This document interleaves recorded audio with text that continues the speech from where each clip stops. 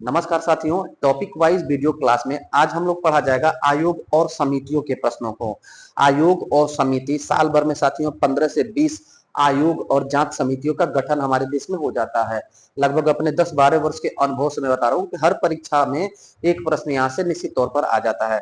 तो सारे एक साल में जो भी आयोग या समितियों का गठन हुआ है उन सब पर हम लोग प्रकाश डालेंगे, पढ़ेंगे।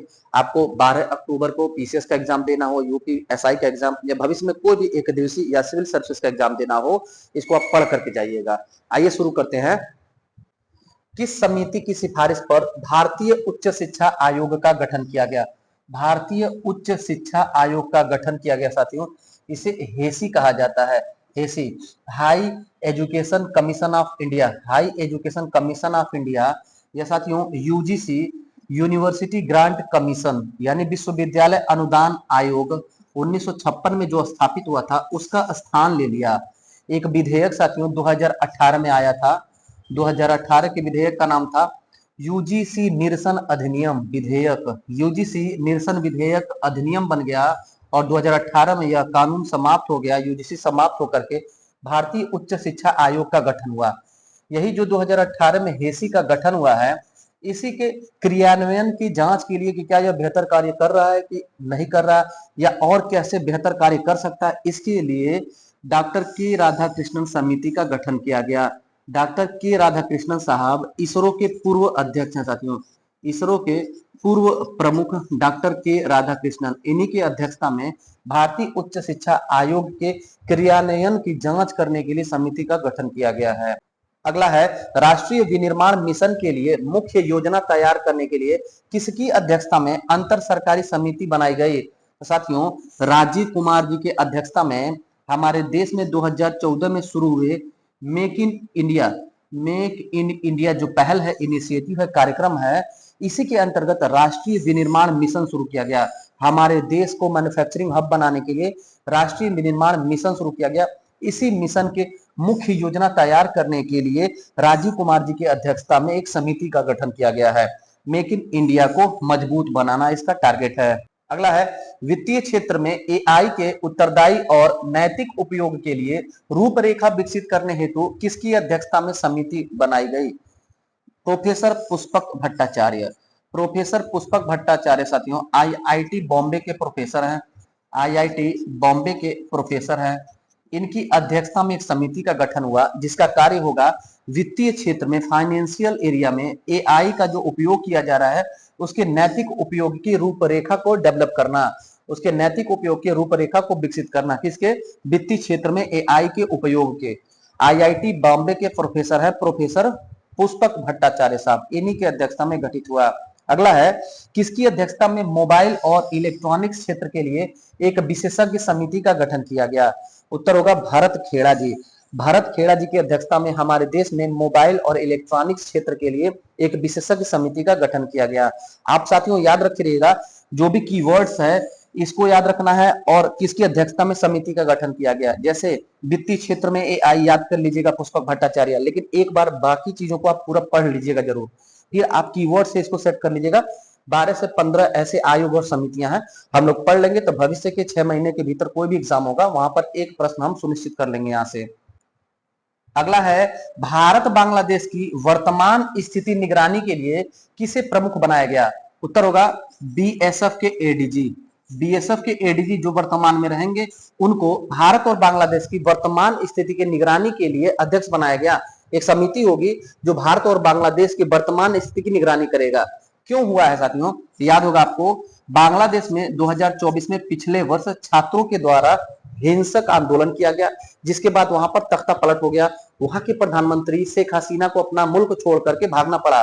तो वर्तमान में क्या स्थिति है, हमारे भारत की सीमा पर क्या उसका प्रभाव पड़ेगा, यही भारत और बांग्लादेश की वर्तमान स्थिति की निगरानी के लिए बीएसएफ के एडीजी की अध्यक्षता में समिति का गठन किया गया। आपके मन में प्रश्न उठा होगा क्यों बीएसएफ के एडीजी? तो साथियों बॉर्डर सिक्योरिटी फोर्स है, इसका गठन 1965 में हुआ था, जो पाकिस्तान की सीमा के लिए हुआ था। पाकिस्तान की सीमा तो नहीं है, पाकिस्तान जो है पूर्वी पाकिस्तान था, वो वर्तमान में बांग्लादेश के नाम से एक स्वतंत्र देश बन गया है। तो बीएसएफ फोर्स साथियों बांग्लादेश की सीमा पर भी रहती है, जो 1965 में गठित हुई।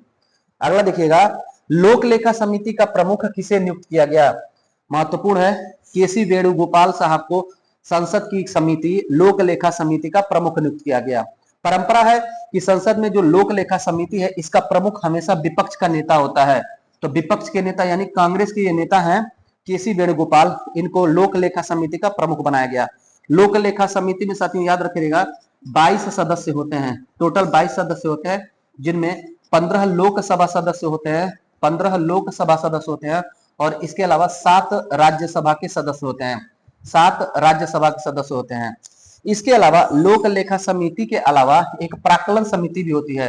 प्राक्कलन समिति, प्राक्कलन समिति को लोक लेखा समिति की जुड़वा बहन कहा जाता है। किसे प्राक्कलन समिति की जुड़वा बहन कहा जाता है? तो लोक लेखा समिति को इसकी जुड़वा बहन कहा जाता है। इसका अध्यक्ष अभी हाल ही में चुना गया है संजय जायसवाल जी को, याद रखे रहेंगे संजय जायसवाल जी। संजय जायसवाल जी को प्राक्कलन समिति का प्रमुख नियुक्त किया गया। प्राक्कलन समिति में साथियों 30 सदस्य होते हैं और 30 के 30 सदस्य लोकसभा से होते हैं। 30 लोकसभा के सदस्य लोकसभा सांसद प्राक्कलन समिति में सदस्य होते हैं, जिसका अध्यक्ष संजय जायसवाल जी को बनाया गया।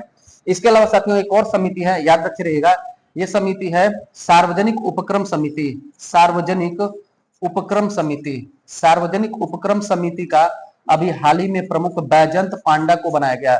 सार्वजनिक उपक्रम समिति का अध्यक्ष बैजंत पांडा को बनाया गया। बैजंत पांडा जी, इनका नाम याद रखिएगा। एक बार फिर से रिवाइज करा देते हैं, केसी वेणुगोपाल लोक लेखा समिति के और संजय जायसवाल प्राक्कलन समिति के, बैजंत पांडा सार्वजनिक उपक्रम समिति के। अगला देखिएगा, व्हाइट लेवल एटीएम के चार्ज स्ट्रक्चर की समीक्षा के लिए गठित समिति का प्रमुख किसे बनाया गया? उत्तर होगा सुनील मेहता। सुनील मेहता जी इंडियन बैंकिंग एसोसिएशन के सीईओ हैं साथियों, इंडियन बैंकिंग एसोसिएशन के सीईओ हैं। इनके अध्यक्षता में व्हाइट लेवल एटीएम के चार्ज स्ट्रक्चर का रिव्यू करने के लिए एक समिति गठित हुआ। व्हाइट लेवल एटीएम क्या है? मन में प्रश्न जरूर उठना चाहिए। व्हाइट लेवल एटीएम वो होता है साथियों, जैसे सामान्यतः एसबीआई का, आईसीआईसीआई, एचडीएफसी बैंकों का एटीएम होता है, ऐसे एटीएम प्रोवाइडर कंपनी जिनका अपना बैंक नहीं होता है, डायरेक्ट सिर्फ एटीएम प्रोवाइड करती है, एटीएम मशीन प्रोवाइड करती है, उनको उनके एटीएम को कहा जाता है व्हाइट लेवल एटीएम। जैसे आपने आसपास देखा होगा इंडिया वन या हिटैची जो सिर्फ एटीएम संचालित करती है, बैंक नहीं है, तो उस एटीएम को हम लोग व्हाइट लेवल एटीएम कहते हैं साथियों। अगला है हाथरस हादसे की जांच हेतु 3 सदस्यीय आयोग का गठन किया गया। उन सदस्यों के नाम हैं, तो देखिएगा इसमें ब्रजेश कुमार श्रीवास्तव हाईकोर्ट के पूर्व जज हैं साथियों, हाईकोर्ट के रिटायर्ड जज हैं, पूर्व जज हैं, ये अध्यक्ष रहेंगे ब्रजेश कुमार श्रीवास्तव, और हेमंत राव भवेश कुमार, ये दोनों लोग सदस्य रहेंगे साथियों। इन तीनों लोग के सदस्यता में एक 3 सदस्यीय आयोग का गठन किया गया। क्या है? तो देखिएगा ये डेट याद रखिएगा, 2 जुलाई 2024 को उत्तर प्रदेश के हाथरस जिले में एक सत्संग में भगदड़ मच जाता है। उत्तर प्रदेश के हाथरस जिले में सत्संग के दौरान भगदड़ में 100 से ज्यादा लोगों ने अपनी जान गंवा दी थी। उसी की जांच के लिए 3 सदस्यीय आयोग का गठन किया गया, जिसके अध्यक्ष ब्रजेश कुमार श्रीवास्तव और हेमंत राव भवेश कुमार भी उसके सदस्य हैं। अगला देखिएगा, नए आयकर विधेयक की जांच के लिए प्रवर समिति का अध्यक्ष किसे नियुक्त किया गया? तो साथियों हमारे देश में पुराने आयकर के स्थान पर, पुराने आयकर अधिनियम के स्थान पर नया आयकर अधिनियम आने वाला है। नया आयकर अधिनियम 2025, अभी यह साथियों विधेयक है, बिल है, पास होने के बाद एक्ट बन जाएगा, अधिनियम बन जाएगा। नया आयकर विधेयक किस वर्ष? 2025 में आया। ये प्रासंगिक है कि नहीं, क्या औचित्य है इसका, इन सभी की जांच के लिए एक समिति गठित किया गया है बैजंत पांडा जी की अध्यक्षता में। नए आयकर विधेयक की जांच के लिए प्रवर समिति का अध्यक्ष कौन है? बैजंत पांडा जी। अगला है समलैंगिक मामलों के लिए गठित 6 सदस्यीय समिति का प्रमुख किसे बनाया गया? उत्तर होगा राजीव गौबा। राजीव गौबा जी की अध्यक्षता में एक समिति का गठन हुआ है, आयोग का गठन हुआ है, जिसका उद्देश्य है समलैंगिक मामलों की जांच करना और जो समलैंगिक समाज है उनके हितों की रक्षा करना। हुआ क्या साथियों, सुप्रीम कोर्ट में, सर्वोच्च न्यायालय में एक मुकदमा दाखिल हुआ था, सुप्रियो बनाम भारत संघ, याद रखिएगा पूरी बात, सुप्रियो बनाम भारत संघ एक सुप्रीम कोर्ट में याचिका दाखिल हुआ। इसमें सुप्रीम कोर्ट ने डिसीजन दिया कि समलैंगिक मामलों की जांच के लिए सरकार को एक आयोग गठित करनी चाहिए। वही सरकार ने, केंद्र सरकार ने राजीव गौबा जी की अध्यक्षता में इस आयोग का गठन किया है।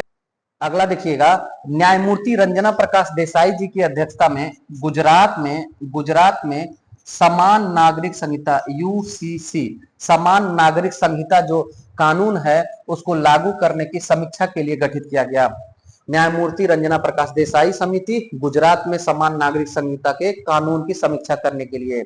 न्यायमूर्ति हर्ष कुमार, याद रखेंगे, इंपॉर्टेंट है। प्रयागराज में साथियों 2025 में महाकुंभ मेला का आयोजन हुआ। आप सभी को याद है, हम सभी देशवासियों को याद है कि प्रयागराज महाकुंभ मेला में मौनी अमावस्या के दिन भगदड़ मच गया था। मौनी अमावस्या के दिन भगदड़ मच गया था। इसी घटना की जांच के लिए न्यायमूर्ति हर्ष कुमार जी की अध्यक्षता में जांच समिति का गठन किया गया है। अगला है ध्रुवपुर कायस्थ समिति। ध्रुवपुर कायस्थ जी की अध्यक्षता में जलवायु वित्त विशेषज्ञ समिति का गठन किया गया। जलवायु वित्त विशेषज्ञ समिति का गठन किया गया। किसकी अध्यक्षता में? याद रखेंगे, ध्रुवपुर कायस्थ जी के। ये साथियों जलवायु वित्त का मतलब हुआ क्लाइमेट चेंज से रिलेटेड जो भी फंड प्रोवाइड कराए जाएंगे एनजीओ से चाहे सेंट्रल गवर्नमेंट से, उसी की जांच के लिए ये विशेषज्ञ समिति है ध्रुवपुर कायस्थ। साथियों ये था एक वर्ष के, यानी जुलाई 2024 से लेकर के सितंबर 2025 तक के जितने भी आयोग और जांच समितियों का गठन हुआ था, उससे रिलेटेड जो भी संभावित डिटेल था वो सभी हमने कवर कर दिया है। इसके अलावा आपको अपने चैनल पर current affair topic wise playlist मिल जाएगा। आप जाइए वहां पर विजिट करिए, और पीसीएस का एग्जाम या यूपीएसआई को भी भावी एग्जाम देना है तो उसके लिए आप अपडेट हो जाइए उन वीडियो से। बाकी मिलते हैं अगले क्लास में, तब तक के लिए धन्यवाद।